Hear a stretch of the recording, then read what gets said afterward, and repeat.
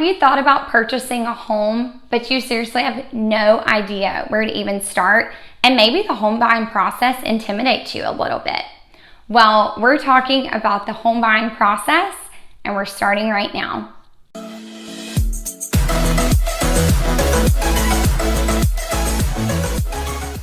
Hey y'all, welcome back to my channel. It's Madison White with Keller Williams Realty, and today we're talking about steps 4 through 7 of the home buying process.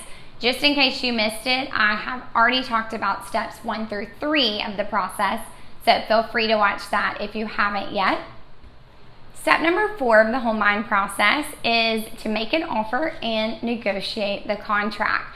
At this point, you've already found a home that you absolutely love and you're ready to put in an offer on that home.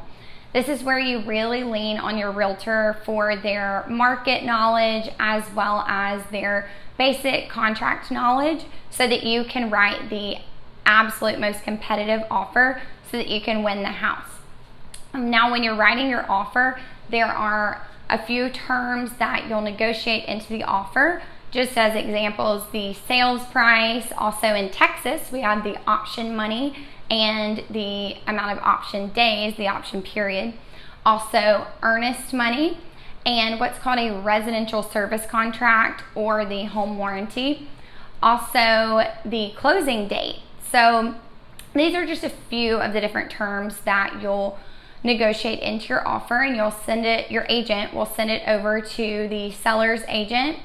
And at this point, the seller might send that back to you as a counter offer where they say, hey, we really like these different terms in your offer, but we like to close a little bit earlier, or whatever term they're looking to change. And then you'll either accept that counter offer or you'll counter them back. And at this point, once you both, the seller and the buyer, have agreed on all the terms of the contract, then you'll both sign the contract, and the last one to sign will deliver that contract to the other party. In Texas, once you're officially under contract, then 2 checks will be due within 3 days after the effective date of the contract. That is your earnest money and your option money. And you may be wondering, okay, but what's the effective date of the contract? So that's the date that the last party to accept the contract, that they sign and deliver the contract to the other party.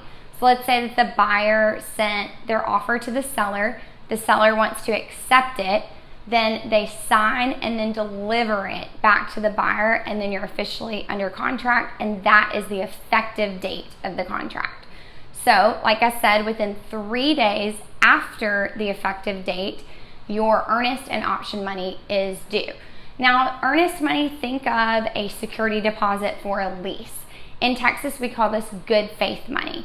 And it just means that the buyer is serious about purchasing that property from the seller. This is usually 1 to 3% of the sales price, and it is credited to you at closing. So your earnest money is actually part of your down payment. Let's say that you're putting 10% down, then you negotiated a 3% earnest money into the contract, then that 3% of the full 10% down payment will be due within those 3 days after the effective date of the contract. So that's earnest money. Then we have in Texas what we call option money. And the option period you'll also negotiate. We're seeing 2 to 7 days for option period. And this is your time to get that home inspected. So as an agent, I always recommend to my buyers, urge them to have the home inspected. It's of course not required, but it's a really good idea to get the home inspected. So what you do is put down X amount of money. Right now we're seeing about $1,000 minimum for your option fee. And then within that option period, you will be able, as the buyer, to terminate the contract for whatever reason. Let's just say you got cold feet, you didn't want that house anymore. You can terminate the contract during that option period. You would lose that option money, but get your earnest money back. So this is a really great time to have that home inspected, because if something major came back in the inspection report, then you can terminate that contract and again lose that option money, even if something major came up in the inspection report and you're thinking, well, yeah, but that's the seller's fault that something even came up.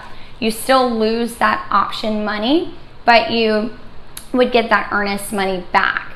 That is why if you put yourself in the seller's shoes, it looks better to have a higher option fee and a lower amount of option days. And that's because you'll lose that money if you walk away from the contract as the buyer, and the seller would get that money.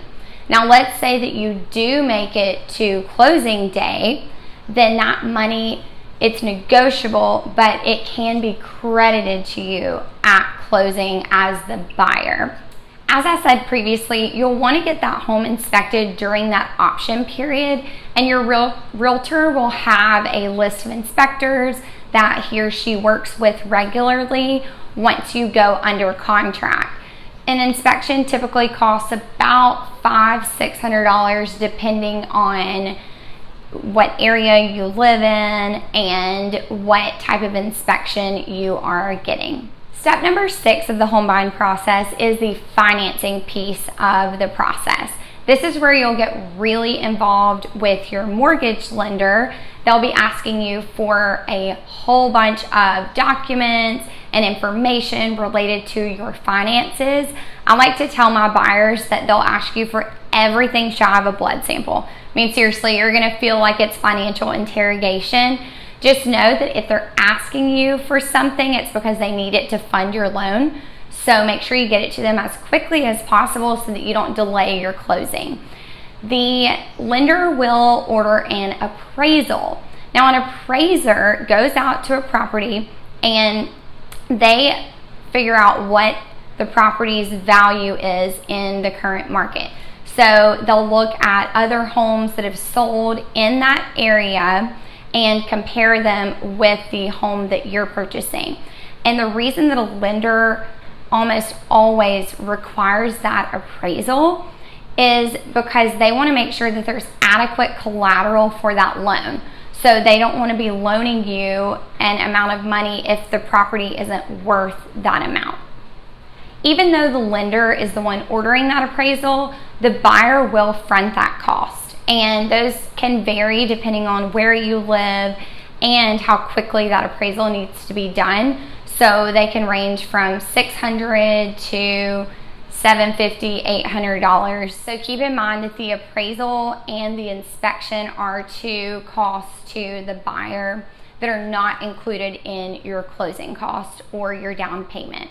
Once the lender has processed all of the documents and information that you've given them and they have decided that they will fund that loan, then here in Texas, you'll hear the awesome words, clear to close. And that means, yep, we are good to go, gonna fund your loan, and we can make it to the closing table.